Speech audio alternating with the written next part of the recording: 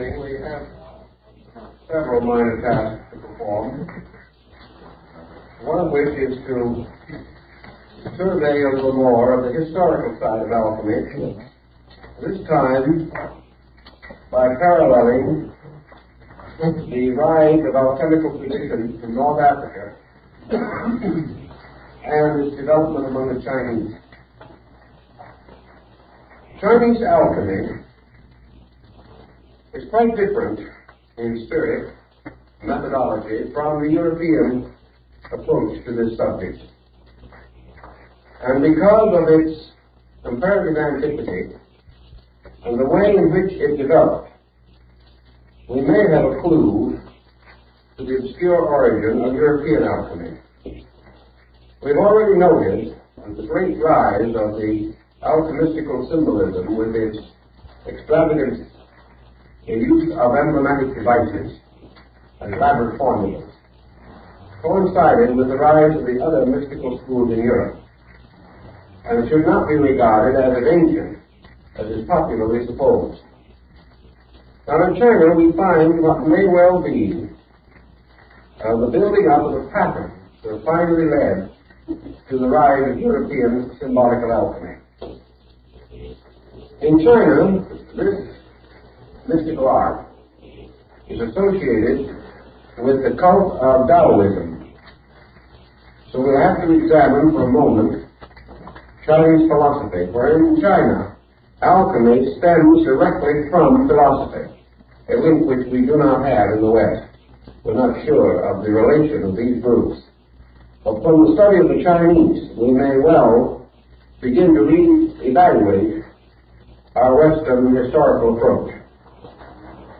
Taoism, arising as the result of the teachings of the obscure Chinese philosopher Lao Tzu, passed through three distinct stages in its development. The first, the philosophical; the second, the transcendental; and the third, the theological. These periods are roughly divided into about 600 to 700 year periods. Each of these sections would thereby correspond to something resembling 600 years of development and systematic re-adaptation. In the first 600 years of Taoism, the sect was essentially philosophical and essentially a very high form of Eastern absolutism.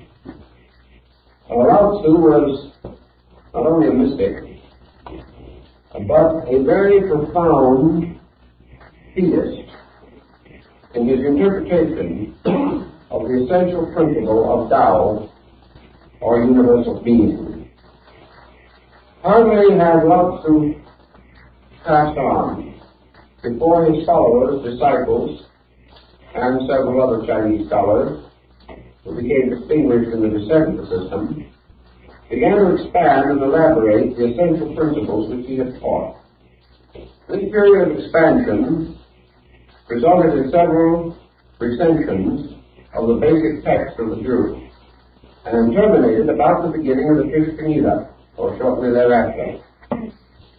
During this first period, we have a parallel with the first period in Buddhist philosophy, which was essentially a powerful ethical agnosticism. But gradually it became evident in popular usage that the abstract principles of pure philosophy did not have sufficient vitality for masses to result in any strong development of sects or groups. The pure philosophy was simply too deep for the average person and did not come close enough to his own living experience. Therefore, the gradual transition took place, in which a series of compromises by interpretation increased the romanticism of otherwise abstract mystical learning. So beginning around the 3rd century AD and continuing till the 5th, 7th century, Taoism passed through what we would call a transcendental or purely metaphysical period. And it was in this period that alchemy arose among the Chinese. And it arose among these Taoist monks and scholars and sages have begun to think much in this manner concerning the essential teachings of the original master, the ancient master. If universal consciousness, which was the goal, was to be achieved by man, then there must be certain methods or means whereby this consciousness can be more closely associated with the human being. And the Taoists, taking the attitude based upon a very brief statement in the Tao Te Ching, came to the conclusion that Tao, or a universal life agent, the universal principle, existed in everything, but was more abundant in some things than in others. Therefore, in order to increase Tao, or consciousness, or life being within the individual, he should gradually associate himself with those things in which this principle was most abundant. We come very close to the Paracelsian theory of union, that certain living things had a larger share of this essential energy than other things. We believe that in a different way on a scientific level today. We believe, for example, that certain foods contain more nutrition than others. And to the Chinese, nutrition, the essential element of nutrition, the basis of it, was Tao, or life. Therefore, if we are a little bit unhappy today over overly refined sugar and overly refined flour and various homogenized dairy products, because we doubt their vitamin or vitality content, so the Chinese in this early period were speculating as to the essential abundance or deprivation of nutrients or nutrition within the various elements of food and the various means of concentrating Tao within the body of the human being. So we began to speculate like this. What are the principal ways in which energy can come to the person and be distributed throughout his body and nature, so that he may unfold or grow or come nearer to the full expression of his Tao content? And the Chinese came to several conclusions. They divided this field into three essential parts. The first they called breath. Now, the moment they began to talk about Tao and breath, they began to come very close to the yogic systems of India. They held in China that Tao was in the air, and therefore that to inhale was to accept Tao into yourself. This is the breath of life, or the living breath. Air in its eternal circulation was symbolical of endless motion of the Tao principle in the universe. So the problem was to increase the intake of air, which they did by various disciplines. Also, through the development of esoteric arts, to use the will or the consciousness to distribute this air within the body, so that it could be more rapidly brought into direct contact with vital organs, nerve centers, and brain centers. They started in, for example, with a formula like this, that the disciple should start in by inhaling and then counting his heartbeat before exhaling again. He would start by inhaling, holding his breath, and counting his heartbeat up to 100. At which time he should exhale. By doing so, he would increase the duration of the energy principle from the air, which remained longer within him. Also, at the same time, it would gather more negative or useless material to be disposed of. In other words, the Chinese referred to this process as body cleansing through breath. They held that the sage, through practice over a period of years, could finally reach the point where he could hold the breath and count to 1,000, which would be quite a long time, probably 2 or 3 minutes. And also, during this period of time, would accomplish what they call body cleansing, Now, the second part of breath was that Tao is absolute rhythm. And you can estimate the parallel between, for instance, this Chinese policy and Western calisthenics. You can see a good Westerner get up in front of the window, open it up, beat on his chest, take a deep breath, and actually explode. This is our way of doing everything. It's not subtle by any means. But then the West is not subtle. But the Taoist was subtle. So he told them what to do. He said, before you do this breathing process, you should take a feather and suspend it on a very fine thread or hair about 6 inches in front of your face. And in the process of both inhaling and exhaling, you must not disturb the feather's motion. You mustn't cause it to sway or move. In other words, you must both inhale and exhale very quietly, without any sense of pressure. You must not hold the breath until you burst and it all comes out in one fell swoop that will blow the feather across the street. You have to do this all very rhythmically, very subtly. There must be no obvious breath. There must be no obvious exertion. It must be gradually to bring this process completely within the control of the will. And the breath moves so quietly, so silently, so subtly, that only those who were well acquainted with the system could even detect that you were breathing. Thus breath becomes absolutely smooth, as the Chinese call it. And by so doing, you have less and less human interference with this motion or rhythm. So the breath was one way in which they sought to cleanse and transform the internal part of the body.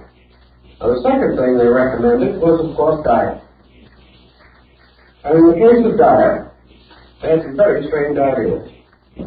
For example, the Chinese rejected all grains. Instead of wheat being the staff of life and all that type of thing, they rejected grains of all kinds, the 5 grains which they knew. They said that the grains were detrimental to Tao. They insisted mostly upon fruit and green vegetables and foods that were exceedingly light.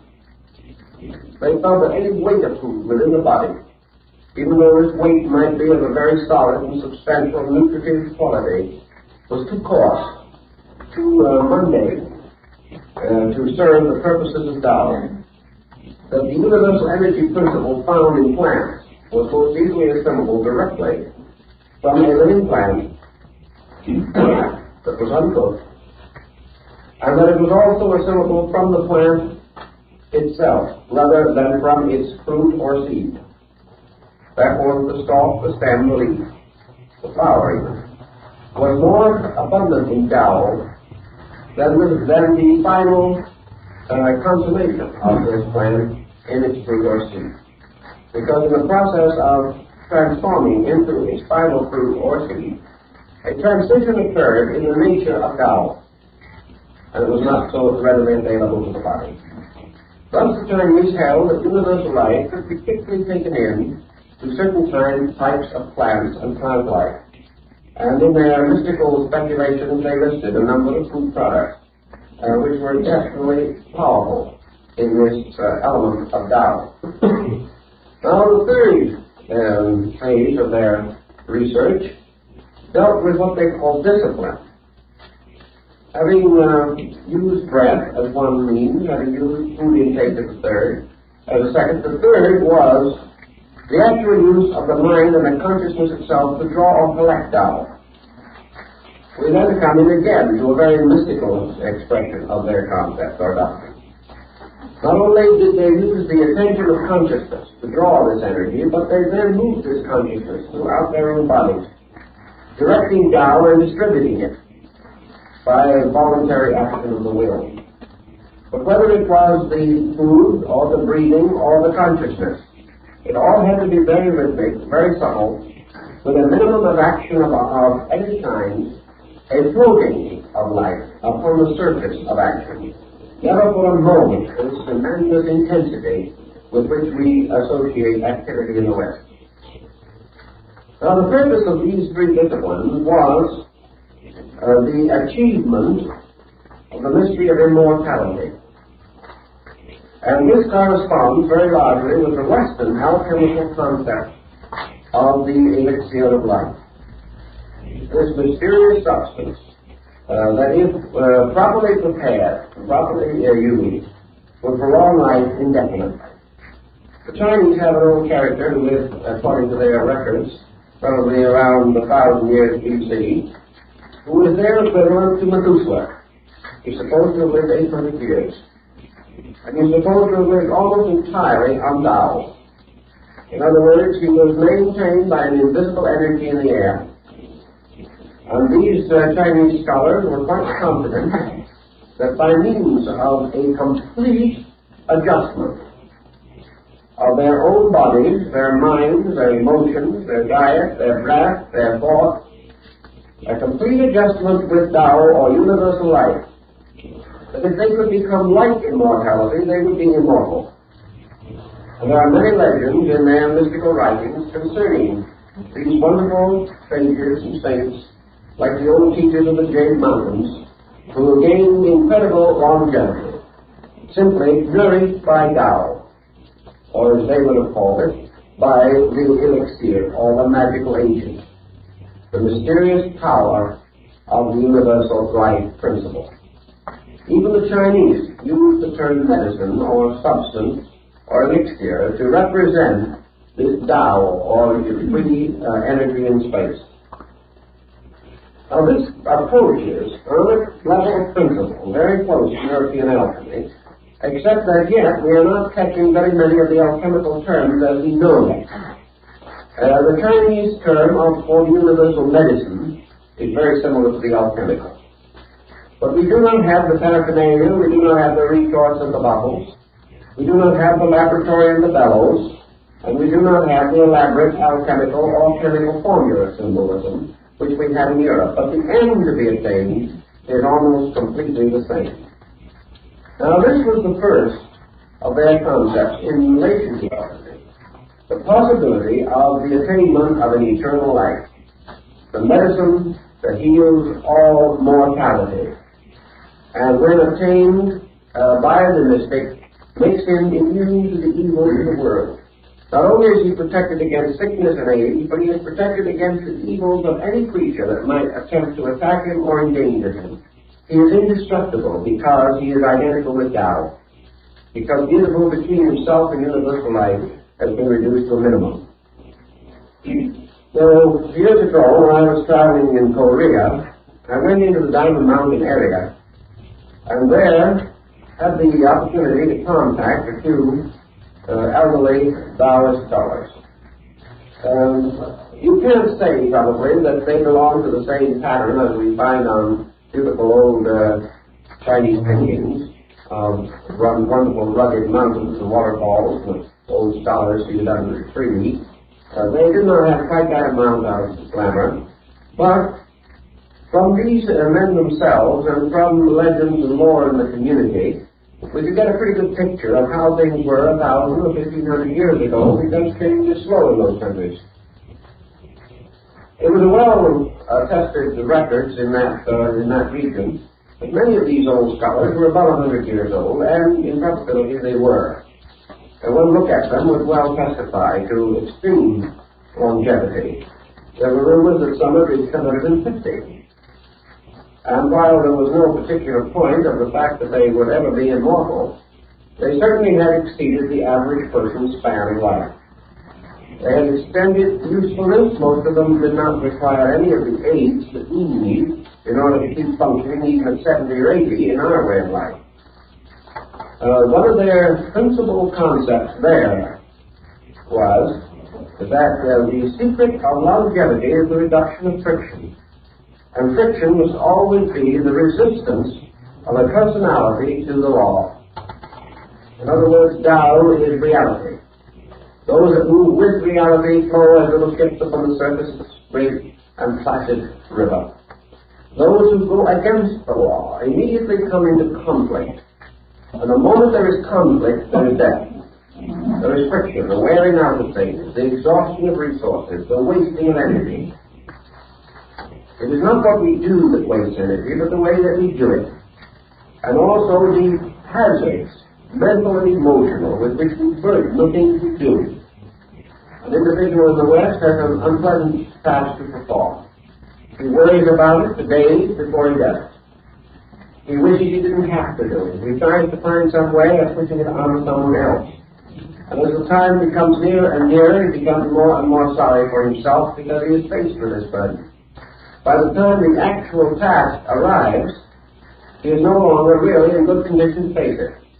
He has dissipated more energy in vain regrets over the circumstance than would require to solve it. Then after it is finally completed, he continues to be sorry for himself and then develops gradually a heroic attitude in which he goes from then on recounting to others the extraordinary serenity and the extraordinary courage with which he faced the disagreeable situation. This is a tremendous waste of energy.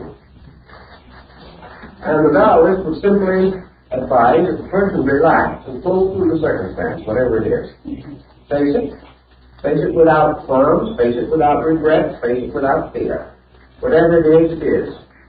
You do it as well as you can, working in a complete state of relaxation so that every faculty and power that you have is available. You are less likely to make mistakes. You are less likely to make a wrong decision or a hasty one or an over-influenced one. And in all probability, the incident itself will almost evaporate as it approaches, because you have failed to make it important. By so doing, you will conserve energy and kept the law. Well, these old Chinese scholars say that the answer to all this is simply relax. That if you meet all incidents simply as factual, simply as things to be done next, regardless of whether you like them or do not like them, you take all of the pressure out of them. You take all of the tension away from yourself. And as a result, you accomplish more. You enjoy better health, and no matter how busy your life may be, you have time to sit in your bamboo grove and write poetry. The Taoist monks who have watched Europeans in China and in other countries in their way of life point out that even the busiest man in the West could sit in his bamboo grove if he wanted to. If he only did the things that he is doing now, but did them with absolute lack of attention, he would find that instead of taking all day, it would take 2 or 3 hours, and he could write at least one extra poem every day. It depends on how we do things. And in Taoism, this smooth way, the quiet way, the peaceful way of doing everything is the way of immortality. It is also the best preventive we know for ulcers, one of the serious difficulties of our modern life. So all of this lies into one pattern, and that is the Taoist concept of the possibility of man, by special knowledge, by arts, by sciences, by the investigation of natural law, to finally achieve eternal life, which they regarded as not impossible, although they did not claim that they had attained it. They did claim that they had found ways of extending life, which would indicate that the ultimate goal could be accomplished if man's consciousness was brought into absolute harmony with the universal plan, so that full and complete union with reality would mean not only the end of sorrow, the end of pain, but the end of death. This was their belief. We may assume it or not assume it as we please. Now, the second thing that was of great concern to China, and was always been of great concern to China, was poverty.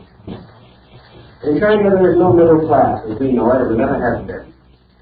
There is the rich, and there is the poor. And the poor are many, and the rich are few. And between these two, what we call our great white-collar class in the West has no existence. So in the second degree of the concept of art, magic, sorcery, metaphysics, the Chinese developed the idea that comes the closest to the Western alchemical tradition, and that is the transmutation of base metals. He believed firmly that it would be perfectly possible to make gold. Why?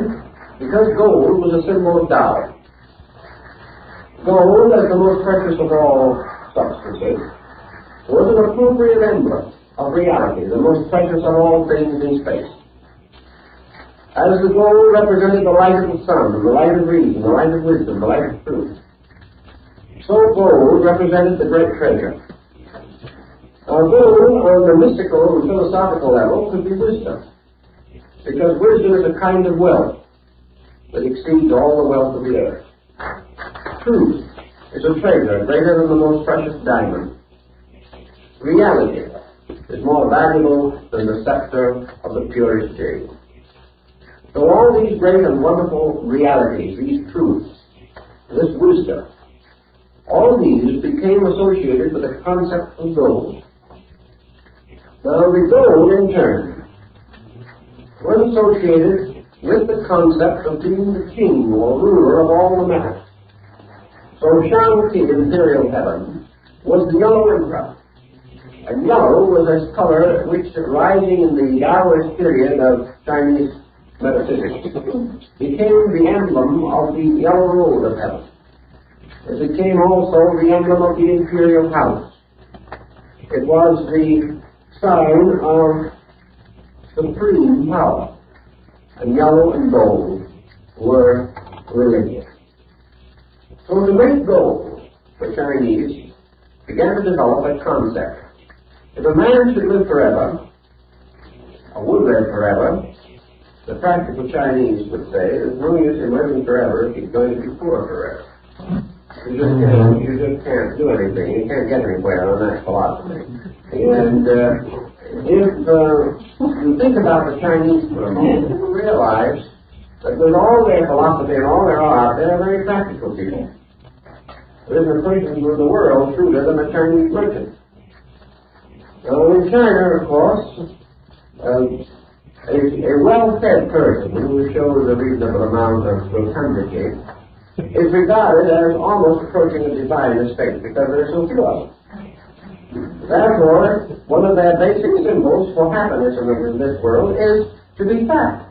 The fat person is happy because you cannot be fat without having something to eat. And in China, an individual who has something to eat is a superior man. He not only is most fortunate, but he must be most clever, or he wouldn't have found a way to get something to eat. The worldly wisdom, worldly power, worldly affluence, all has food. And you, in turn, all has money. So on the physical plane, the Chinese, being always a practical man, instead of doing what some of the Western religions have done, and that is develop methods of medicating for prosperity, decided to go into the transmutation of metals. And, believe it or not, way back in that period, the Chinese hit upon mercury as being the most important metal or element in connection with their transmuting process. And they associated mercury with a substance called cinnabar, from which mercury could be abstracted. And so cinnabar became the basic material with which they worked in the effort to gain the secret of the transmutation of metals. They had no laboratory such as we know, as we've mentioned, and your painting of an old Chinese alchemist, as he looked back in that period, usually represented a little man seated under a tree somewhere, with a very tiny little stove in front of him, probably about the size of a suitcase, and looking more like a moderate-sized incense burner than anything else. And in the stove, and in the little furnace he had, a little cup in which he was working all these materials, and he certainly was not in mass production. He was working in a very small space with a very small amount of something. But he was very busy and just as conscientious and solid in his activity as any Western chemist. But he didn't have a great number of materials. He didn't have a wonderful pharmacopoeia to call upon, or shelves with bottles and all those things. He was more or less working with one little container, one little group of substances which he probably carried in a little box in his sash or something of that nature. It was all done on a very personal and intimate scale. But he was looking for a means of transmuting base metal into gold. And he held that the reason he knew it could be done was because, on the level of philosophy, his own base metals, his person, could be transformed. If he, as a person, could be transmuted from a state of ignorance to a state of wisdom, then on the level of the metals, base metals must be susceptible of changing. Man can change. Man can perform the alchemical mystery in his soul. And that which is possible to the soul by analogy is also possible to the body. So the Chinese alchemist was convinced that the rules and regulations by which he could achieve his own identity with Tao could be used to bring all base substance into an identity with gold, which was Tao. It never occurred to him for a moment to question that this group of analogies was essentially correct. Now, as we have in the West a great many accounts of transmutation, so we also have in the East. And there are many old Taoist hermits who are supposed to have been able to go on indefinitely, performing great and wonderful charities, and by means of the gold which they were able to manufacture. Now, there was another element that came in connection with this, and perhaps this had a bearing on it, although we're not too sure of all the elements involved. Unfortunately, we have as much knowledge of Chinese literature as we have of Roman. It would probably have changed across the Western civilization, but we don't have it. In the Taoist work, the problem of the production of medicines under magical formulas for the curing of various diseases developed very rapidly. The Chinese had a strange and rather eccentric group of medications, but they still were quite true, quite wise, and quite gifted in their ability to treat many ailments for which we have no immediate solution. But in their medicines, one of the most important and priceless ingredients, particularly in their mystical remedies, was gold. Now, you know, as we all know, that it would probably have been very hard for Socrates to have gotten the gold if he had wanted to do any chemical experimentation. He probably never had the price of one small Greek gold coin, or at least very seldom that. These old chemists working with various medications in China were monks. They were poor persons who had renounced worldliness, so-called, to go into scholarship and study and meditation. Gold was for the emperor, not for the monks. Gold was not for an old hermit somewhere among the mountains, unless he happened to be fortunate enough to live in an area where he could maybe mine a little gold or pan a little gold himself. For the most part, he had no contact with these elements. Therefore, to him it was necessary to manufacture them. And there is a legend or tradition that the Taoists made gold for the purpose of their medicine, not for its own sake, but because they needed it as an ingredient in something else. Not being able to buy it, not being able to afford to get it, and not being likely to receive it as a gift under the economic conditions of China, they had to learn some way of making and manufacturing either gold or a synthetic material which had the same attributes. But in the course of their experimentations, they also manufactured synthetic stones. They manufactured synthetic jade and amber. They perfected a great many chemical formulas, as did the European alchemists, who gradually enriched the entire code of chemistry through their various researchers in related fields. So we have the second of the two desirable things. One is the elixir of life. The other is the transmutation of metals and the formation of synthetic stones, which is the equivalent of the philosopher's stone.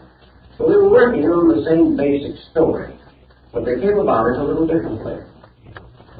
Taoism continued to exercise a comparatively powerful influence in China, especially in this metaphysical field, until about the 7th or 8th century, when it began to tangle with the newly rising strength of Buddhism.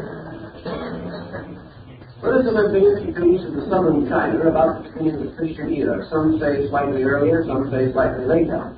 But there probably was an impermanent foundation in the 1st or 2nd century BC and a permanent foundation about the 2nd century AD. So that Buddhism was coming in. And Buddhism was already also passing through a transition period. Buddhism moved into China about the time when it began to expand its own transcendental doctrines, moving from the philosophic foundations to its own metaphysical foundations. At this period, Buddhism came in with quite a different viewpoint from that which was in China at that time.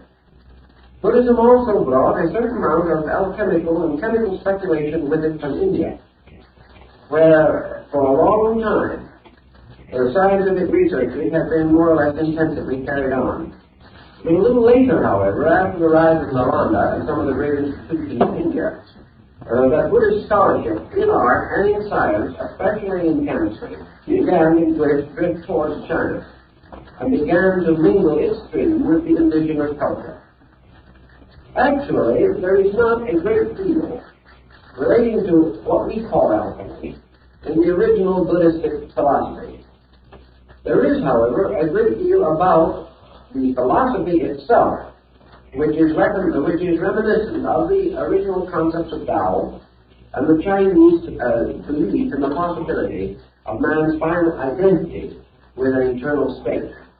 But it was not in Buddhism so much an eternal life as it was an eternal consciousness in Nirvana. But in its transition from one part of the world to another, and the gradual rise of what is called the Northern School, or Kala Chakra, Buddhism began to take on a great deal of transcendental culture, until by the time it was centered in the northern group, the rise of Lamaism in Tibet, and the rise of the Great Vehicle and the Pure Land sect in China. There was a lot of speculation going on, a lot of metaphysics drifting into the Buddhist philosophy. Buddhism, much like Gnosticism and Neoplatonism, had an absorbing quality about it. And when Buddhism struck the alchemical tradition in China and in adjacent countries where this tradition was developing, it immediately accepted it and imposed it upon its own doctrine. So that there came to be an alchemical or alchemistical interpretation of Buddhism also. And this particular phase of the subject is still very largely taught in the colleges of the Arhat sect in Tibet. And these colleges, among their other magical rituals and magical studies, include the transmutation of metals, the development of a universal medicine, and the indefinite prolongation of life. Now, all of these ends, as they were developed by the Chinese, would be rather inconsistent with Buddhist philosophy. But when Buddhism moved into a strange area where other philosophies were already present, it became mingled with them in a kind of alchemy of its own. And as a result, there are many doctrines now to be found within the northern Buddhist schools especially that have very little in common with the original teachings of Gautama. They represent the minglings of traditions from one school to another. Working with this, going even into Japan, where Buddhism and other groups, and even Shinto, have some alchemical tradition, we gradually observe the Eastern group to be concerned with alchemy or chemistry almost entirely on the level of a means or a method for accomplishing one of the three great purposes of European alchemy. And the two we have mentioned, namely eternal life and wealth, has a third added in the course of time.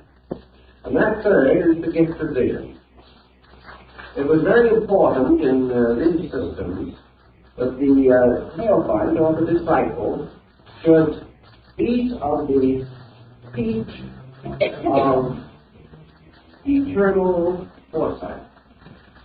In other words, the power of immortality implied with it also a complete and eternal knowledge of all things happening everywhere, an ability to mentally announce the future, to examine into the deepest secrets of the world and of life. And therefore there had to be some mysterious elixir of vision by which the entire mystery of life could be unfolded to the fortunate possessor of this wonderful substance. There's another interesting phase of this in the Taoistic concept that also mingled later with Buddhism, and that is that somewhere in the mysterious hinterland of things, there is a place where the genii, or the spirits, or the immortals dwell. There is a mysterious, fabulous land far beyond the reach of the average person. And here, the wonderful beings whom we see in little figures of porcelain and bronze and wood today were supposed to have an actual existence.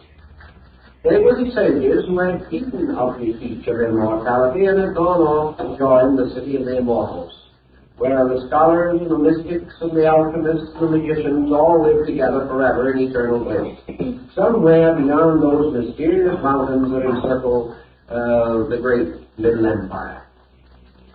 So your would-be alchemist, your mystic to come, believe definitely in the intersection of those who had already achieved the mystic.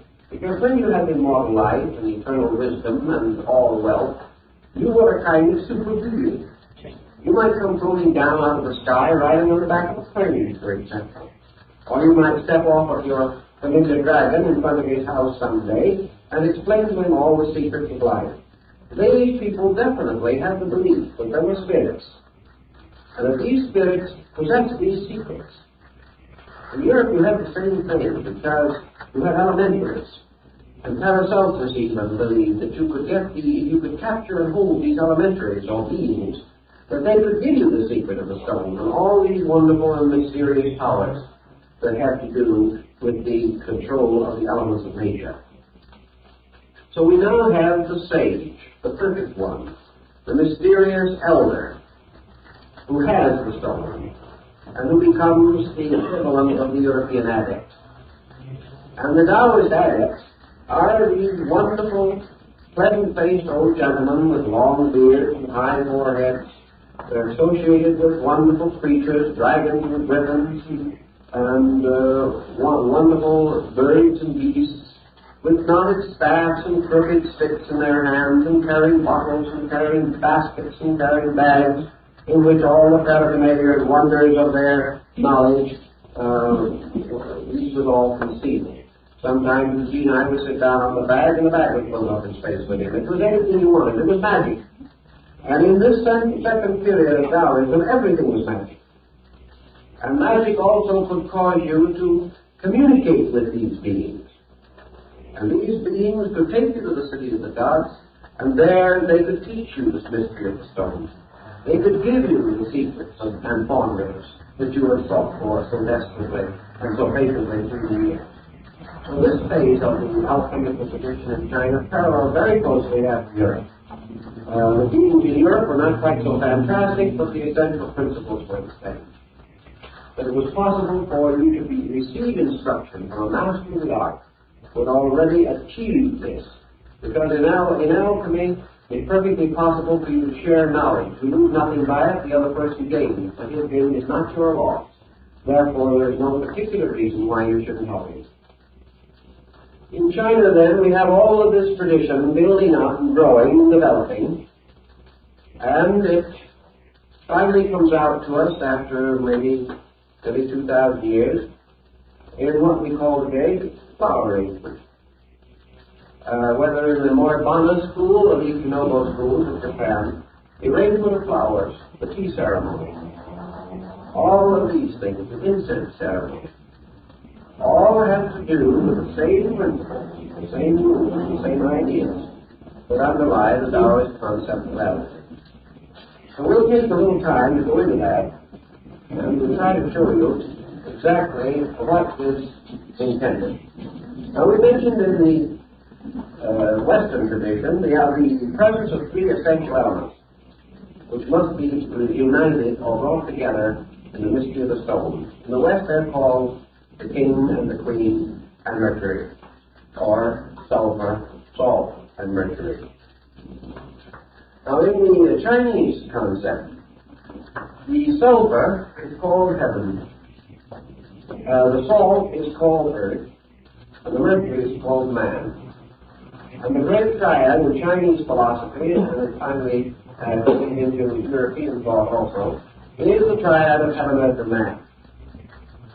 This triad goes through all of their art, all of their sculpturing, all of their painting, every phase of their cultivation. And the reason, for example, in showing this art, Oriental art, that instead of having the wide margin of a picture at the bottom, as we have it, they have it at the top and the narrow margin at the bottom. When we frame a print, we always frame it with a longer margin below and a shorter margin above. We think it's more artistic that way. When we print book pages, we always leave more margin at the bottom of the page and less at the top. Whereas in the Orient, they do exactly the opposite, because the upper margin is always heaven, which must be superior. The lower margin is always earth. And then between these is the work of art. And this is man, because man is the work of art. And art is skill perfecting nature. So heaven, earth, and man must always be represented. Heaven is above, earth is below, and the artist painted the picture in the middle. Therefore, he is man. And in this particular very interesting old mandala here, which is about 11th century, from the Nara period in Japan, you will find down here among the demons in the bottom of the picture is painting of the artist, a little portrait of the artist who did the picture. You can't see it. I am covering up the artist and all that. But sometimes but the heaven, earth, and man is a blossom, a leaf, and a bud, and is the basis of all flowering, because it must all be triadic. Heaven, earth, and man is sulfur, salt, and mercury. So in producing all of their artworks, therefore, everything that they do is a formula. These formulas are so exact in Chinese art that it takes 500 years sometimes for one of these schools to permit a master to go to the extension of adding one more blossom to a suite of cherry flowers. There must be just so many, and it's a major division and major rise within a school if one more petal is added to a flower. Everything is so completely systematized and integrated under rules, complete canons of law. In Taoism, therefore, we have this over-concept of Tao containing within itself, within its own eternity, heaven, earth, and man, which also returns to us in the Confucian doctrine. And, of course, returns again very definitely in the Buddhistic triad, where you have the three great principles. You have Amitabha, the Supreme Buddha, then you have Avalokitesvara, and you have the three Bodhisattvas. These are heaven, earth, and man again. They are spirit, body, and form. Now in this page, spirit is above, properly represented by Chinese phoenix. Below is matter. In the middle is form. And here you have form, a magnificent composition. Now form is your chemical combination. Form is your alchemy coming in. Because in this central part, it is a formula. And a formula is a pattern in form. You can almost sense the meaning of it from the word formula itself. A man is a formula. The stone is a formula. The human soul is a formula. And in the Oriental system of art, it is always taught that the picture, the representation, must always be an absolute synthesis of the formula. And the formula is always balance. The formula is always equilibrium. It is always synthesis. China, therefore, picked very quickly upon the three great systems that arose within its own country and created a triad out of Confucius, Laozi, and Buddha. And these were the three famous vinegar tasters of the old Chinese paintings. These three represented the schools, heaven, earth, and man again. And in this emphasis, you have the problem of equilibrium. And in alchemy, the great problem of equilibrium is the balance of the formula, or the balance of the compound. Because if you bring heaven and earth and man together in exactly the right compound, you have immortality. You have the stone. You have the universal medicine. You have the mystery of all knowledge. And you have complete equilibrium, which is the secret of Tao. If, therefore, the Chinese began to experiment with this concept, they believed that the great Hermetic miracle was played or was taking place within the great glass bottle of the universe. And upon this bottle lay playing it in Egypt the seal of Hermes, so that we refer to it now as the hermetically sealed bottle, meaning in this case that nothing can get in or out. But originally it merely meant that the bottles used in medicine and science were stamped with the mark of Hermes as a sign of the purpose of the experiment and also as a proper sign of medicine or the healing art. Within the great bottle of space, the universal or eternal experiment was taking place. This experiment was the generation between heaven and earth of man. Now this generation did not mean man just as a human being. Rather, in the Hindu sense of the word manas, meaning the mind or the soul. Actually, the great transmutation was the union of spirit and matter to produce the mystical soul. A man, because in him, of all creatures visible and knowable to us, we have the only obvious example of soul. And because man is able only to examine himself firsthand, and all other things secondhand, and because man cannot find soul in anything else because he can experience only himself, therefore he became the symbol of the mystery. He became the symbol of the mysterious agent in which the compound of the opposites was achieved in the complete sublimation of universals. Man therefore receives from above by the hermetic symbol fire, and by the hermetic symbol of fire. He receives an influx or an internalization of spirit. From the earth beneath him, he receives the ascending influx of matter. Therefore, he has a body derived from the elements and a spirit derived from the stars, as Paracelsus said. And between the elements and the stars, between the earth and heaven, move the orbits of the sacred planets.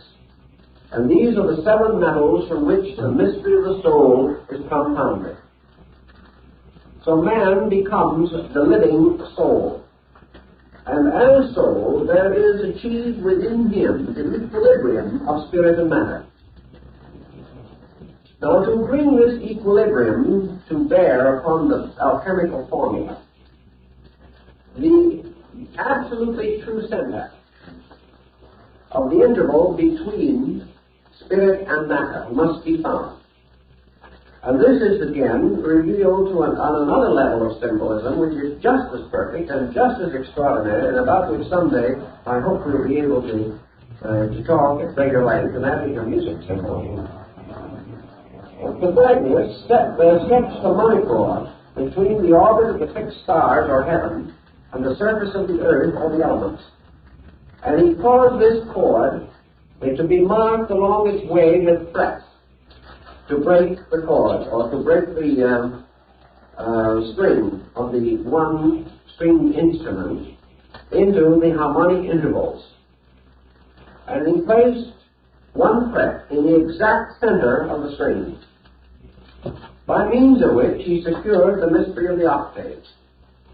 And in so doing, he placed this fret in the position of the sun in relation to the solar system, the way the ancients studied it, so that he caused the absolute point of equilibrium of tone to correspond with the body of the sun.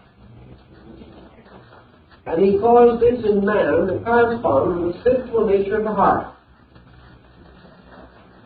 And this sun, therefore, we come to again in alchemy. And from the salt and sulfur, the opposites, mingling together, we have in spirit united to matter the middle distance or meridian of form, the octave point on the thread or cord. And here we have the sun, which is the focal point of the world form being the perfect compound of spirit and matter. Now, as the sun occupies this mysterious central point, the sun is therefore gold, because the sun is produced alchemically in space by the mingling of the opposing elements. And all the great work of heaven and earth is achieved in the production of the sun, or gold, the core of the great world of metals. In this way, the philosophy of alchemy says that wherever there is absolute equilibrium, there is a sun, and that all planets and all other bodies are off balance. Wherever there is the sun, there is equilibrium. And the moment this equilibrium occurs, the sun becomes creative and causes to move from itself a series of unbalanced polarities and forms a solar system. And when the units forming this solar system are achieved balance within themselves, they each become a sun and generate again.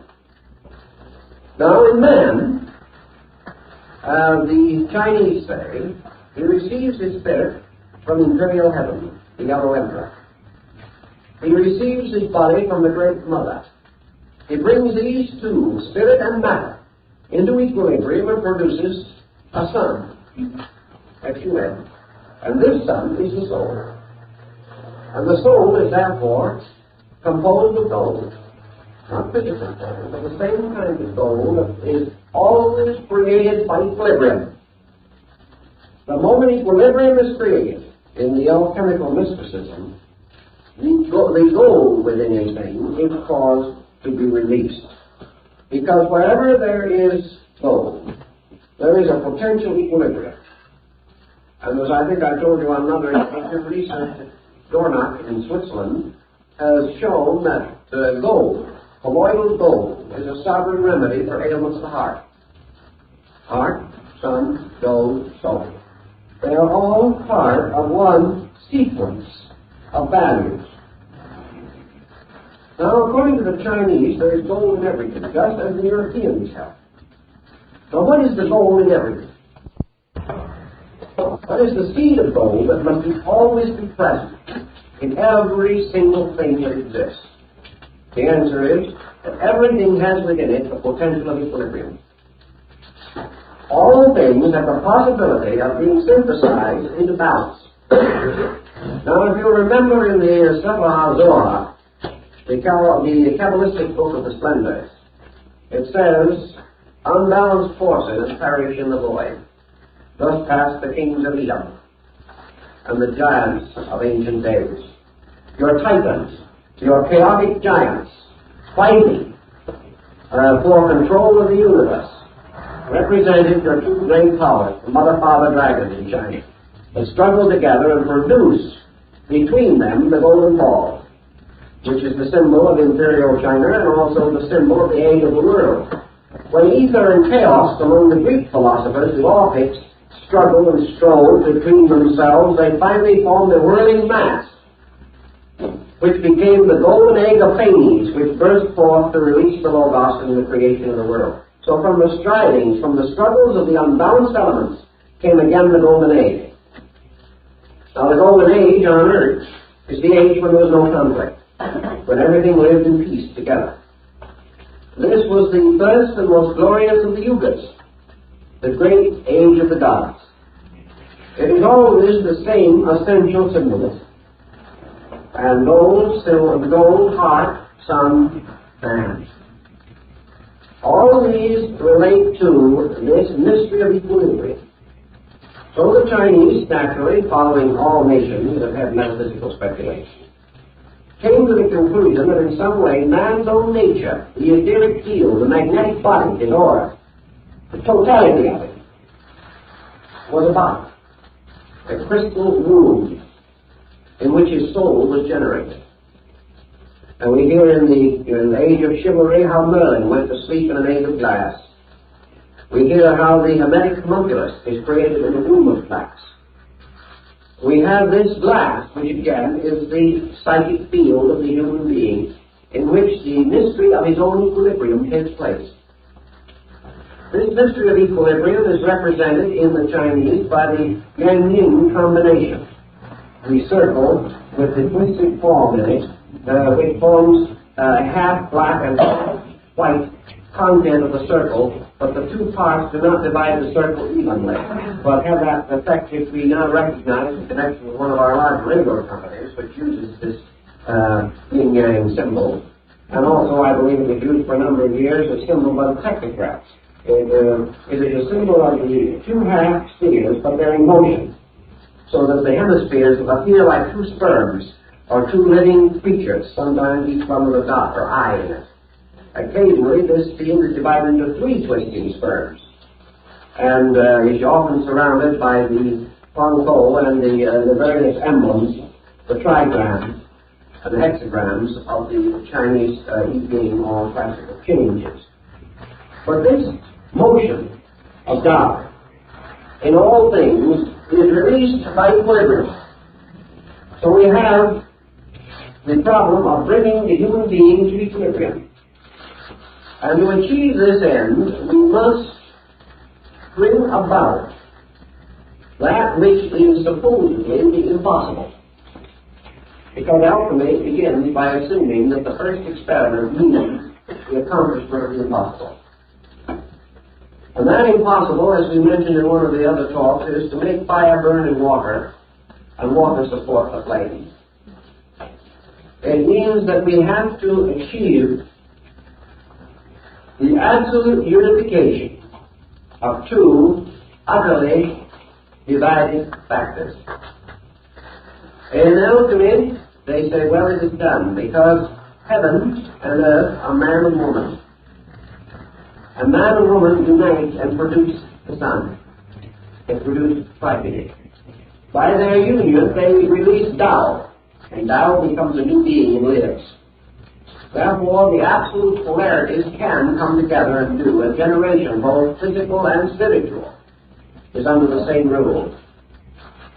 But in the problem of man's achievement of the stone, he has a spiritual seed, a spiritual profundity, a mystery that is completely free in space, the unicorn that can only be captured when the virgin ties her scarf to his horn. This absolute motion must therefore come into absolute reconciliation with that which is absolute space. That which is immovable must meld with that which is ultimate and eternal. Spirit and matter, good and bad, life and death, dimensions, up and down, in and out, must all come to an absolute neutrality. So how is this to be accomplished? There's only one possible way in which it can be accomplished, and that is by an art which is capable of dominating and perfecting the work of nature. To achieve this art, then, in the case of man, the hermetic adept must appear. The mystery must be solved through the recognition of the formula of the complete transmutation. Now, in the Chinese philosophy, this formula is stated somewhat differently from the way that it is stated in Europe. And this formula in Chinese philosophy is something like this. The human being has an inside and outside. These are his opposites. Halfway between the inside and the outside is a focal point, which he calls self. Therefore, self, or ego, is a movable point somewhere within the chemical field of the mingling of internal and external. Self is sustained from the outside by the sensory perceptions, which are constantly contributing to its existence. Self is sustained from the inside by the descent of consciousness into specialized fields of action. So this self moves with the individual. It is a wandering point. When I look at something, I move myself into that thing. I stand in front of a picture and I enjoy it very much. Myself has gone out and joined the picture. After looking at it for a few minutes, I get tired of that, and I think of myself again, and it goes into my pocketbook, perhaps, and stays there for a little while to make sure that everything is safe and sound. Then after a few minutes more, it has another little bit of vagary bestowed upon it. It travels elsewhere. It travels off into something I want to do. I want a vacation next summer, so it goes off and joins the pine trees up in the mountains somewhere while I look at it. Then the self comes back and thinks a little bit about the job it's supposed to be doing to make a living here. Then the self drifts off and identifies itself with family and friends and children and begins to worry about them. Then the self picks up the new daily paper and at this moment identifies itself with the stock exchange.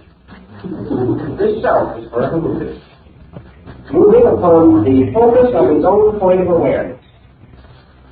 If I have a pain, my self is there. And that is why it hurts. If I have two pains at the same time in different places, myself is hopelessly confused and forgets to hurt in either one. Because it cannot divide. If I stub my toe, myself immediately anticipates and visualizes the process of falling. When I'm hungry, myself goes out and wraps itself around the concept of food and begins to draw it towards me like a little amoeba or something of that point, or a gastropodia of some nature. But myself is forever in motion. Today myself has a new idea, and I think Emerson is the greatest philosopher who ever lived. Next day I find out that Emerson had a bad disposition, so I move over and my philosophy centers on Immanuel Kant for a little while until I find out that he took 10 years to propose to a young lady, and that doesn't sound like very good philosophy. The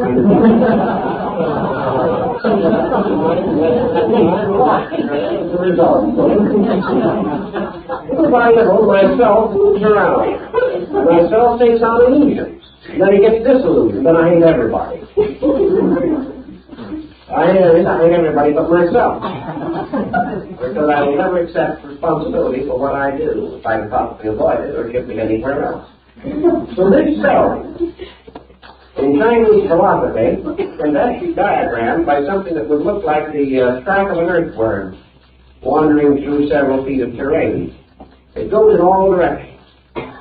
Otherwise, we think of the self as center, from which everything radiates and which forever remains the same. But the Chinese and the Hindus do not. They recognize this self as something that is like a will-o-the-wisp.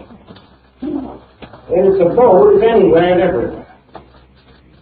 And that it is an untamed thing, which has to be bridled. And it has to be captured and held and trained, like the wild horses of the gods, or no one can ride it. And that in this wandering around from here and there and everywhere, there is no balance. And that the work of alchemy is to draw the self inevitably and irresistibly to dead center and neither there, so that it occupies the position of the dot in the circle. The moment it reaches dead center, it ceases to move, and everything else moves around it. This dead center is the true formula, the true point of the precipitation of the soul. Now, how to get this true dead center involves practically every system of philosophy that we know. We recognize at least 7 great systems of philosophy and religion, religious philosophy for the most part, descending from ancient times. These, each of them, corresponds with a talisman or figure of one of the 7 planets. For the 7 religions and philosophies radiate the truth just as the 7 planets reflect the light of the sun. Therefore, the religions of the world are a series of formulas, of metals, which are involved in this transmutation. And whether we like to believe it or not, the essential principles of all these 7 must be used to project the stone, because all these elements must release the diamond core which is in them. And the world, in its search for the transmutation of the world body or world form into the world soul, must and has achieved all that is achieved through the alchemy of the transmutation of the seven planets or the seven great religions and philosophies. They are all part of the same formula approached on a different level. So here we have man surrounded by his seven sensory perceptions, five active and two latent. And we have him trying to transmute the wanderers, which is the meaning of the word planet, and bring them into a focal point. And in this focal point to generate the diamond self. Now the self, instead of being actually the source of these various energies, such as will, thought, emotion, is really the focal point of their own activity. Man's self does not generate his emotions or his thoughts. His emotions and thoughts generate his self. Therefore, the self is often the victim of heredity, bad heredity, in this particular case. The imbalance of emotions and thoughts represent themselves to us as the crippled offspring, like the Egyptian god who was lame in his feet because of the sins of his parents. And in this case, the sins of the parents are the sins of the heart and mind, resulting in the deformity of the soul. So we have the problem of getting this projection of the soul, the absolute equilibrium. And in the Chinese thinking, how do we do it? We do it by following very closely upon the basic instructions of Lao Tzu.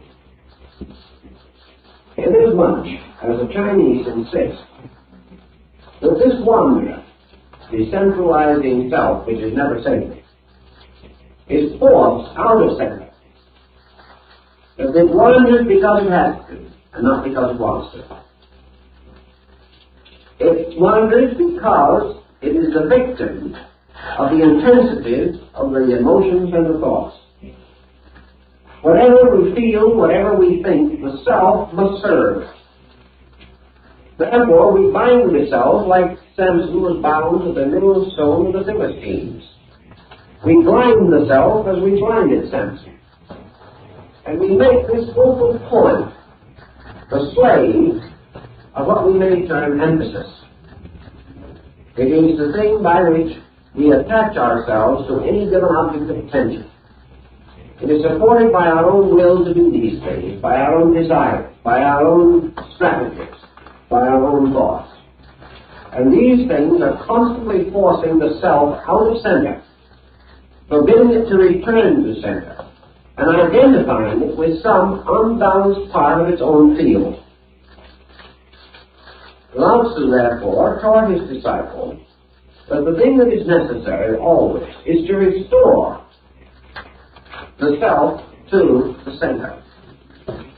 And as the self approaches the center, it approaches the state of Tao. And as it approaches the center, it gains control of the circumference. Because it can never control the circumference equally until it is in center. How does this occur? Lao Tzu says that it occurs by the gradual reduction of the active principle, which he would term the energy field in man, or the libido. It is achieved by the individual ceasing to direct the motion of life. The moment the individual ceases to force life into some way, or some direction, or some activity, life immediately returns to equilibrium. Therefore, illumination is not something that the individual must desperately attempt to attain. It is something that he is desperately attempting to prevent, even while he is constantly talking about its desirability. It is not that this path of Tao, the road which is Tao, is as difficult as the symbolism suggests. It is that the individual himself refuses to walk in a straight line. He refuses to permit the principle of Tao to operate. Now we can use an old example taken from one of the Chinese classics to point this situation. It seems that there was an old master who had 5 disciples. Of course, the 5 disciples are the 5 colors, the 5 elements, the 5 provinces of China, the 5 everythings that we have in this mystical situation that we are dealing with. 5 elements. Chinese have 5 elements. We have 4, but the alchemists had a 5th, azot. And we have a hypothetical 5th, which we call ether, and about which we are not very certain for the most part. But this old gentleman had 5 disciples, and he told them, he said, I want you to travel all around the world and return and tell me what you have seen. Well, in his day, that was quite a task. So it was many, many years before they all got back. But they did, because they were all good Taoist disciples, and a great protecting power went with them. So after many years they returned, and each one of them told the master where he had been and what he had seen. What said the master? I told you to go everywhere. You have all been somewhere, but not one of you has been everywhere. Because there is not one of you who has visited every place. And they said to him, Master, we couldn't do it and get back. The old man says, no, my son, you couldn't do it if you started out. The only way you could do it is to stay here. And while you have all been somewhere, I have sat here and been everywhere. In other words, you cannot go there by that method. But if you attain a certain condition within yourself, you are there. Which may also explain why so many of these old mystics felt that their great service to mankind consisted of sitting quietly under a tree. Taoism would teach that they could do more for humanity under a tree if they knew what they were doing.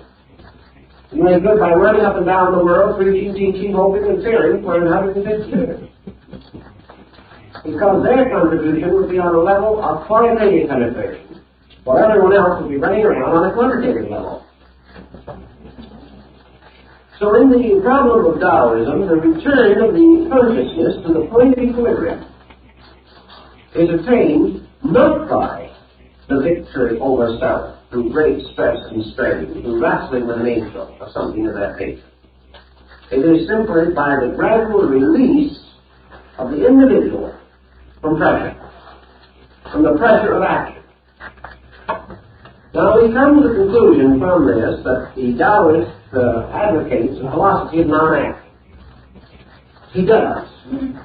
Not because non-action is negative, but because non-action is all action.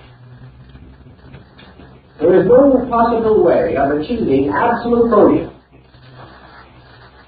without passing through the state of absolute transition or transcension of motion. Alchemy says you can never unite the elements in their outward form. You have got to reduce them to essence before they can be caused to mingle.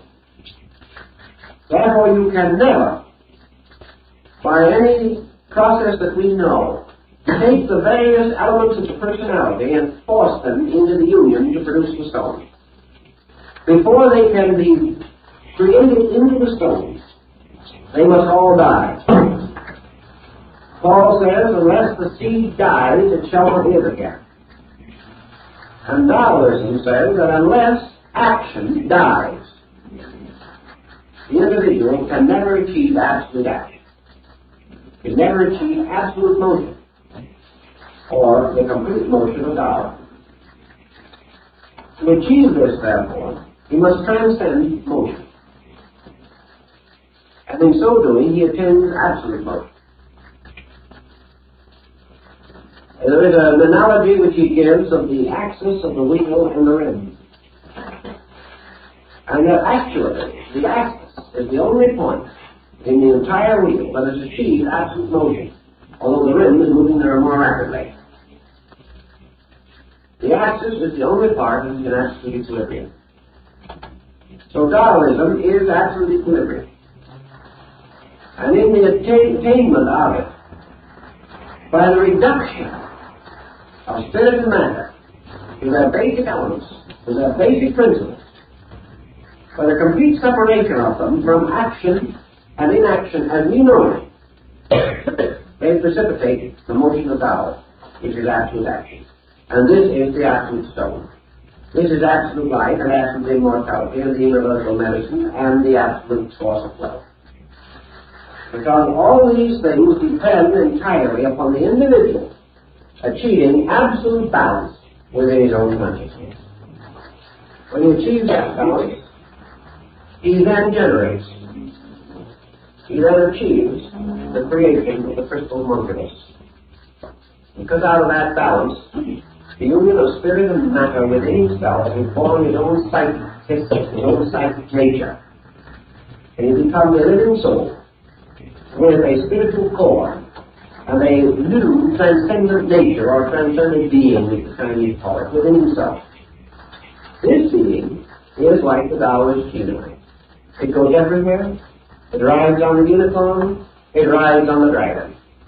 It is absolutely free from fetter and bond. It achieves everything by becoming completely free of everything. It is the only free spirit in space. And it is the only thing that cannot die. Because death is always unbalanced and conflict. And if these two cease, there can be no death. So the diamond soul of Northern Buddhism, which supports the world, Vajrasattva, is the same thing, the same principle again. Buddhism has the same essential symbolism in the tremendous dynamic inaction of its religious art. The majority of your Buddhist figures sit serenely upon the blossoms of a lotus, half their eyes half closed, in complete posture of repose, symbol of transcendent action, symbol of the experience of Buddhahood, and representing to the Chinese consciousness the experience of Tao. Now, once Tao has been established within the individual, and his inaction becomes dynamic from within, every motion, every action, every manifestation of himself has to be with absolute rhythm. From that time on, anything that he touches becomes priceless because of the perfect energy of his own time. Anything he does perfectly. An example of that is your technique in your Zen in Japan of painting and art. When the Buddhists or other religious artists decides to paint a religious painting, he doesn't get a model, he doesn't start in making sketches, he doesn't go through any of the procedure of the Western artist who may do almost anything from chewing his pencils up and down. The first thing that he does before he paints a religious subject is to realize the free subject must be released. It must express itself from within himself. Therefore, he begins by meditation. He stretches himself where he is going to use it. He sits down quietly in front of it and enters into an inner experience of life. And he gradually releases from his own consciousness, his own understanding of the thing he wants to paint, moving it from within his own internal completely. He gradually visualizes onto this piece of silver the complete picture that he intends to paint. He does so without any effort, without any strenuosity, without any question as to whether it is going to be right or wrong. He simply permits it to visually unfold, projecting his own internal contemplation and his own visual power as though it was a magic lantern, casting a reflection of a picture right onto this piece of silk. In some instances, it has been known that the artist would sit and look at the piece of silk and meditate upon it for 2 or 3 years without taking so much as a piece of crayon or an ink slab in his hand at all. Then, having completed from within himself the full projection of his artistry, he suddenly takes his little brush, takes his little ink slabs, and in 10 minutes the painting finished. As one artist said, it took him 10 years and 10 minutes to make a painting. Everyone thought he worked on it for a long time. He worked for 10 minutes, and it grew for the 10 years. And the combination was a great work of art. This is the motion from within. This is the idea that the Chinese try to express it now. That it is the Tao, or universal rhythm, coming out and finally possessing the individual that makes it possible for him with an infallible stroke of his brush, which never needs to be corrected. In Chinese art, you never change a line and you never correct it. It has to all exist within your consciousness, and even your hand has to be so accurate and so completely possessed by the picture that many Chinese artists, when the time comes to paint it with their eyes closed and never have to change the line. They have visualized this thing, and hands have actually visualized. The great Shingon monk in Japan, Kobo Daichi,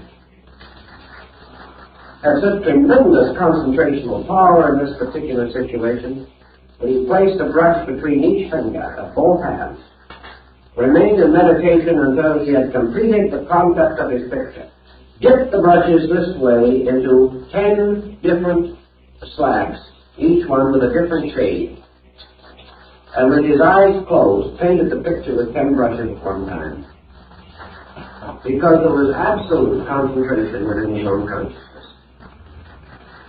So this is the soul, as far as China is concerned, this terrific power.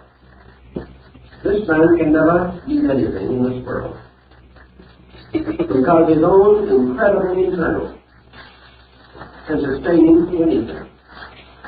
In India, a holy man going through the forest is seldom molested by an animal, simply because his consciousness will not permit it. In the Eastern Chinese concept, the entire projection of this from within self is so tremendous that it corresponds with what the Western alchemist calls projection. He uses the term in European alchemy. That he is able to release the soul, release the dynamic, release universal medicine through himself. There is also a story in China of a great artist priest who was called to tend to a man who was sick. And after he had sat and watched the sick man for some time, this monk asked for a piece of silk. It was set before the sick man on a little frame such as they use for painting. And after watching the sick man for a certain time, the monk reached over, dropped his brush into the ink slab, raised the brush, and made a peculiar line on the silk, just one line. The sick man got well, because the monk had captured the peculiar rhythm that was broken. And as the eyes of the sick man followed the rhythm of the line, it restored internally. Pythagoras claimed to have done the same thing by striking one chord from a lute. He was able to cure all kinds of sickness in that way. It was the symbol of the line. So in Japan, also among the Zen Jews, you will find the fable or legend of the monk entering into meditation of the most profound nature. And in his meditation, he drew a door on a piece of silk. He sat and watched it, and according to the story, visualized that door. Finally, he got up, opened it, and went through the silk and he got out. Never lived there. Now, these things are no more remarkable than the idea that Roger Bacon was able to maintain the Crusades by artificial gold that he manufactured in the Tower of London. They're all parts of this story. A story which has been ridiculed because of its outward appearance being sheer fantasy. For the story which has to do with the entire internal life of the human being. A life which is controlled by the centralizing of consciousness.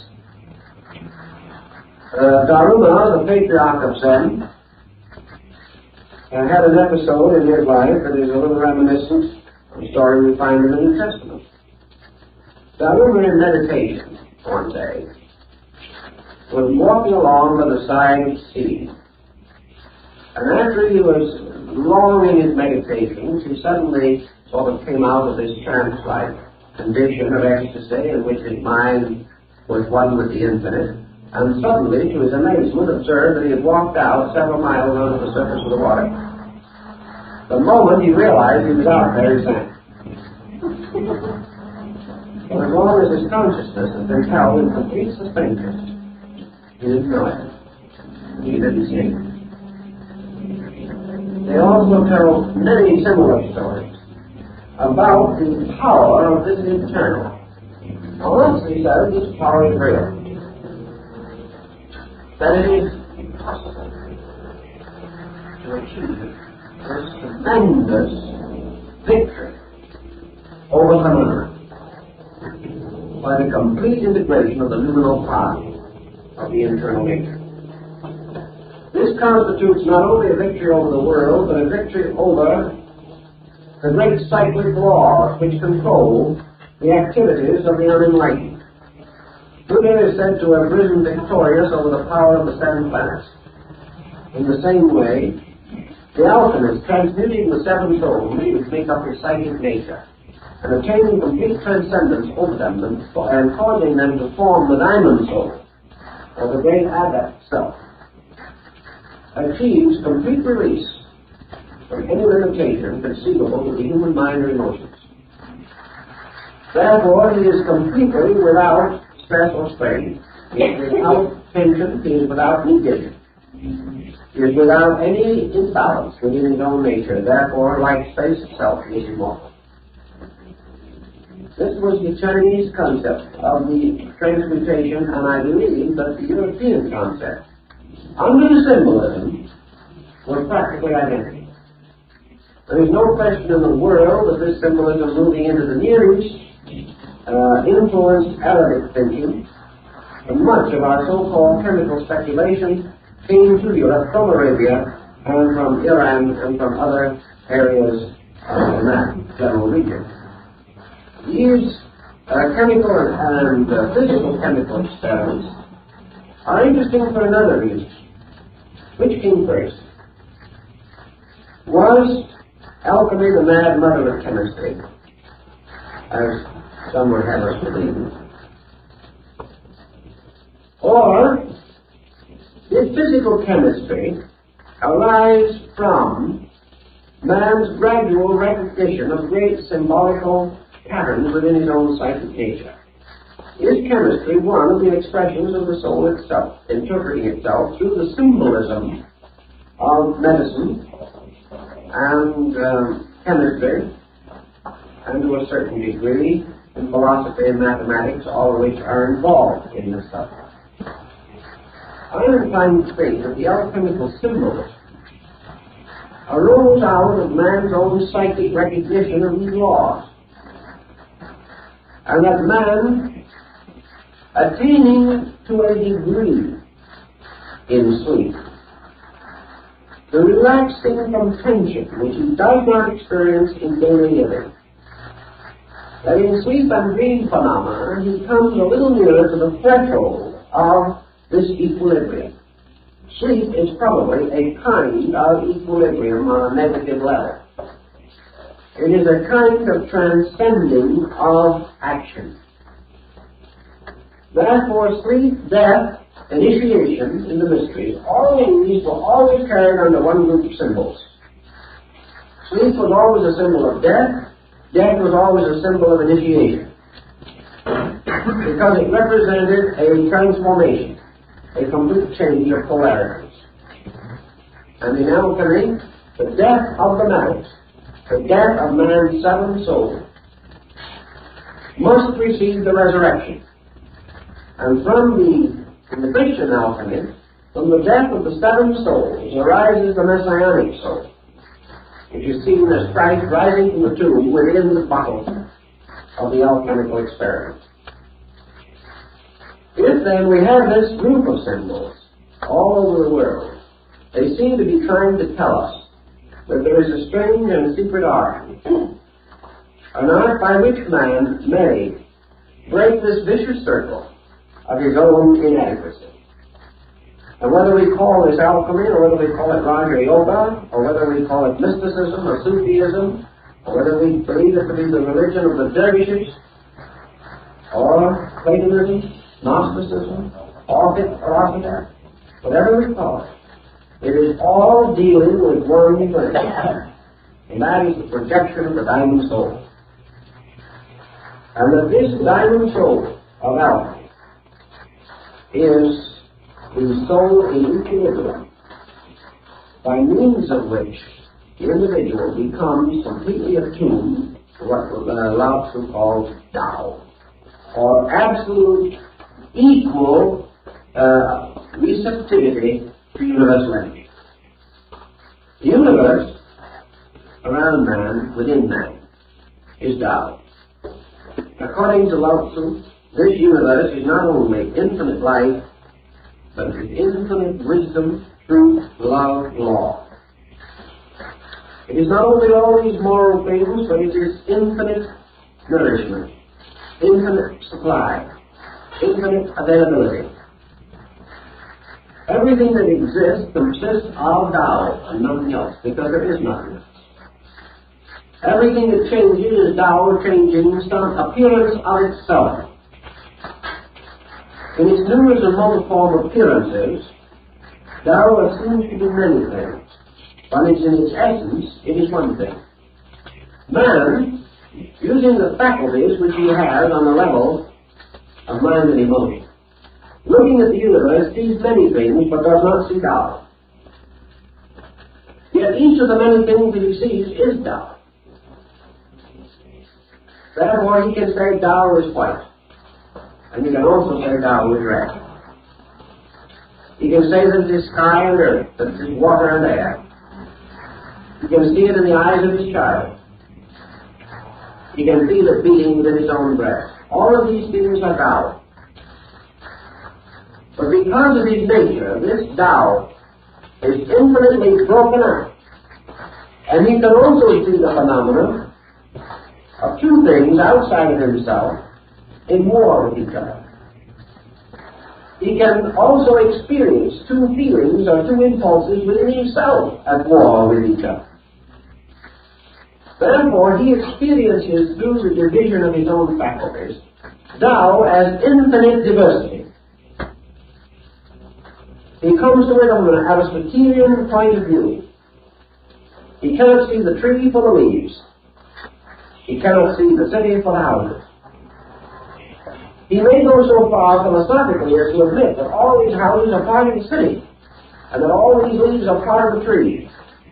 But in consciousness, he is experiencing the many leaves and not the trees, because that is what the faculties reveal here. He looks out and he sees 10,000 stars, but he does not see the one star. For that star must be born within himself, shining out of the east of his own soul. He sees all these things and he is profoundly moved by them. And he says, God is wonderful. God is glorious. God is beyond estimation, because God can maintain all these things. And that there is an infinite power somewhere that can keep these thousands of millions of worlds radiant and rotating and revolving in their mysterious orbits in space. Therefore, we come to the concept of deity as infinite immensity, absolute power, tremendous authority. But always there is the star and the earth. There is the water and the moon. There is man, there is hunger, there is death. A man lives in this tremendous experience as within a great vessel. And he knows that he is living in a world of absolute energy. Yet he must work with his energy to transform it so that it will work in a combustion motor. He must work with it another way in order that it shall work within his own body to maintain him. He is living in a world in which energy is available, but must be constantly conditioned and changed. He finds it also possible to die of starvation in this world of absolute food. He finds it possible to die of ignorance in a universe of absolute wisdom. He finds it possible to die of loneliness when he is constantly in the midst of everything that lives. These are because he has not experienced God. Because he has experienced only the manyness. He has never experienced the tremendous dynamic of the dying self, or the soul. So gradually, through the experience of manyness, he begins to recognize the necessity of reuniting broken parts. And he creates formula. And formula is nothing but a method of achieving an end, a scientific method for accomplishing a given purpose. So we have in these great esoteric systems like Buddhism, and in the teachings of Yoga, Vedanta, and Taoism, and many others, he has the disciplines, the formulas, for the shifting of his sense from manyness to oneness.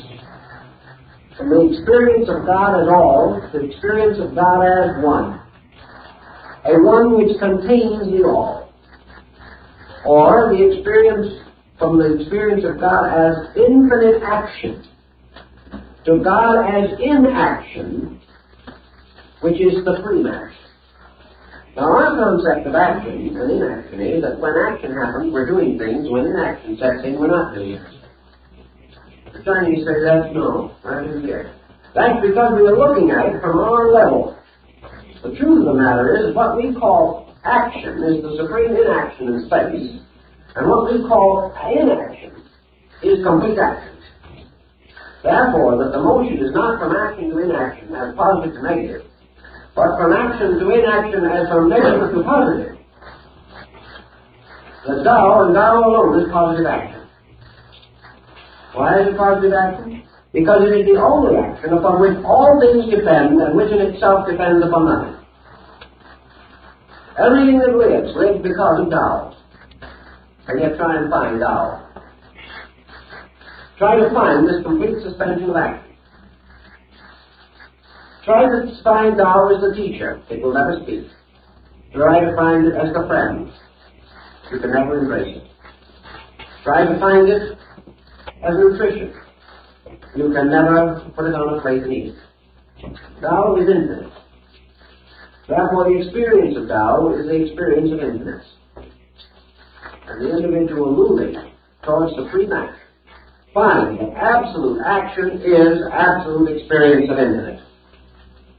And all else, comparatively, is inaction. Thus, internal action is supreme and external action is comparatively unimportant.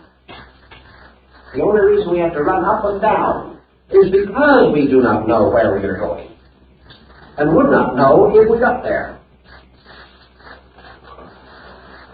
Thus, when the Taoist seeks this internalization, he is bringing together all of the disunity of his own psychic chemistry. He is reintegrating the seven souls to form the great soul. And he is then transmuting all activity, first into suspension of action, and finally to release through it Tao action. He calcines or burns up or exhausts all of his own personal actions. And out of the ashes of this, by palingenesis, he causes the flower of gold to grow. Or as in China, the little peach tree of gold, upon which are the blossoms and fruit of immortality. Out of the complete calcination of all of the negative aspects of action, he releases Tao through action. Tao is the tree. In the Chinese formula, when man ceases to make mistakes, the great virtue operates. And it cannot operate until he stops making mistakes. So wisdom lies in ceasing to make mistakes. It doesn't lie in knowing all. It lies in no longer breaking laws. And then this state is reached, this state of equilibrium. Then the gold grows. The seed of the soul is quickened by the suspension of action or by the reconciliation of broken parts. and immediately it grows. Benedict gives us the same story in the Mysterium Magnum. This tree of the soul, rising from the root of bone, is nothing but Tao growing up from the seed of equilibrium in human consciousness. And when this has been achieved, this tree also carries the 12 fruits which are for the healing of the nations. It is the tree of life. It is the sacred soma plant. It is everything which is for the nourishment of all that lives. But when this tree blossoms within the human soul, then we have the wonderful tree of the metals. We have the wonderful tree that is guarded forever and guided within the secret garden of Alchemy, in which there are many drawings and figures in the ancient books. And also, in a strange way, this is the very peach tree under which Laozi was born. Because he said he was born under a peach tree. Well, now everyone assumes that this is merely a little historical episode gathered from somewhere. But the tree under which he was born is the tree of immortality of the Taoist paradise.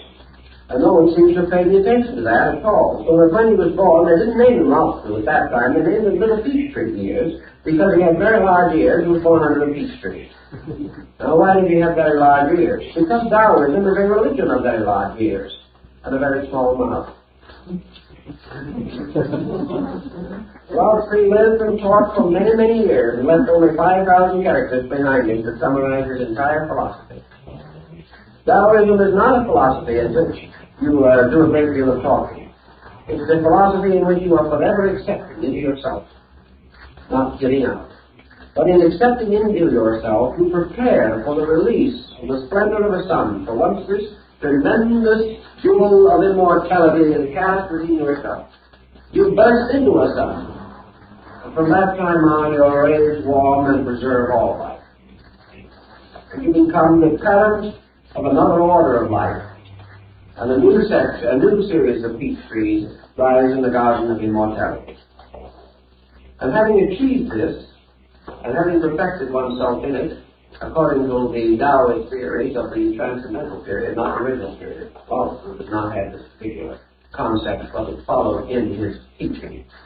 After the achievement of this adepthood, after the wonderful mystery of the soul has been perfected, then the old Taoist adept goes off to seek the land of his brothers and lives forever with those, like himself, who have made the transmutation.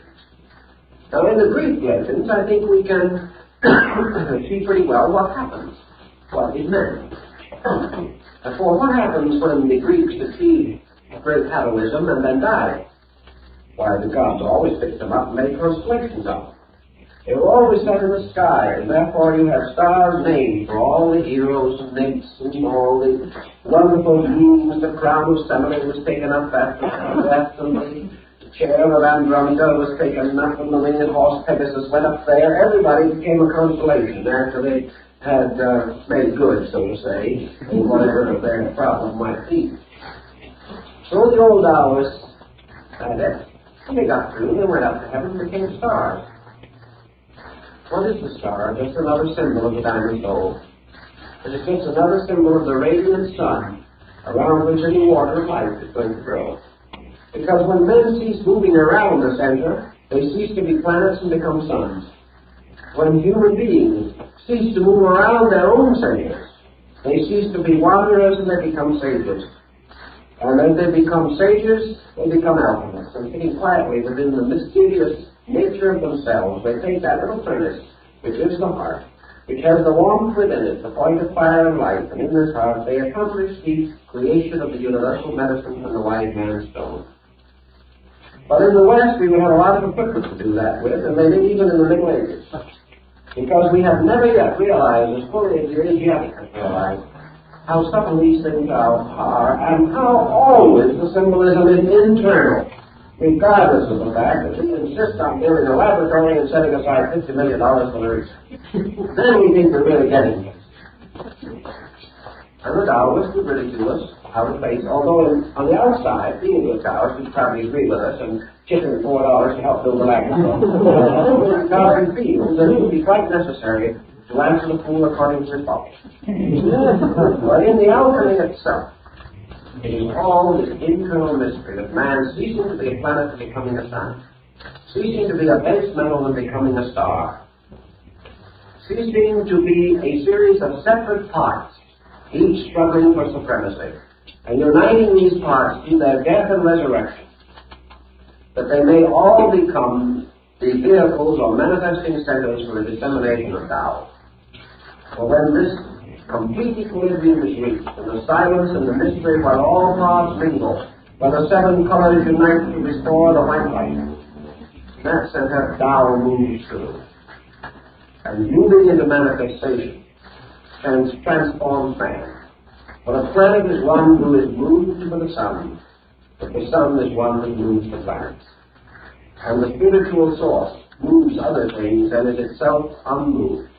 But those who have not achieved this source are forever moved and have great difficulty in moving anything themselves.